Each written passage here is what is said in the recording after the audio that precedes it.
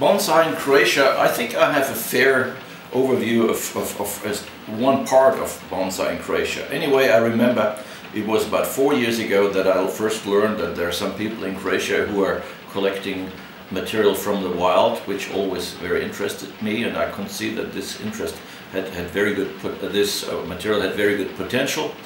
And somehow I was invited to do what is now called a symposium or weekend teaching and demonstrating in Croatia. And I found that they were very eager to learn, but they had not really a background that so they thought they knew something, and they had read their books, and I found they were in a state that I was 25 years ago.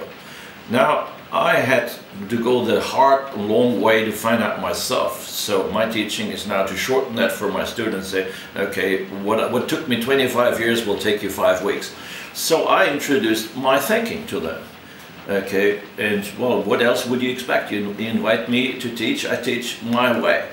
And I'm totally aware that there are other ways, and I could, by the way, also teach you other ways, but I don't want to, because... So anyway, they wanted to hear me, and a year later I came back and I found that they had understood much more than I thought. You know, I'm used to many students just listening to me and then go turn their back and do the same old thing again. Now the Croatians did not do that. They came back next year and they had this tremendous material which they brought to the tree critique and said, oh God, every single one of these trees I would like to have for myself. You know, I have pretty good trees at home, so if you want to impress me, it must be rather good. They did impress me, only after a year. So they had obviously learned, oh, you go to nature and look for this and that. Okay, and then we started doing workshops, and then of course they had to learn to carve and all that stuff and to design in general.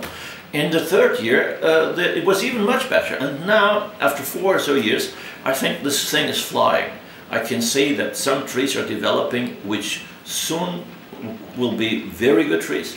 So we speak of the big exhibits in Europe, let's say what used to be the Ginkgo Award is now the Nederlandse Trophy, Bonsai Autumn, Crespi Cup. And so these trees are now coming close to be good enough. At least they have the potential. And that's not a few trees, that's hundreds and hundreds of trees. So the Croatians all of a sudden are already famous for having this material. You know, with the internet, everything that took 25 years now takes 2 months. So the whole world knows about Croatian bonsai by now. But there's not really very good Croatian bonsai here. It's just promising. It's a big promise, but it's coming true and truer every day. So I'm very confident about this. I'm aware that I only see the small spectrum, which is following my school. And there is a strong fight, like in many other countries, going on between the traditionalists or the fundamentalists, which as I call them, who think this is a Japanese game and you must play the Japanese way. And they don't like these new ways. And there's a fight going on which sometimes is not so friendly. I think it's healthy, it's good, it's okay. You have to fight for something in life. You have to do something, not just play your hobby and be bored. It's not worth our while. Anyway, I see a grand future for bonsai in Croatia, and I hope that more people will catch up to it, because at the moment I can more or less count the people on 2 hands, which are very serious, and that's not enough. So, but I can see with some success, all of a sudden it will fly. I mean, just look like in sports. When I was young, and I grew up in Tyrol, I knew only a native Tyrolean had the genetic ability to be a good alpine skier. Okay, I knew that.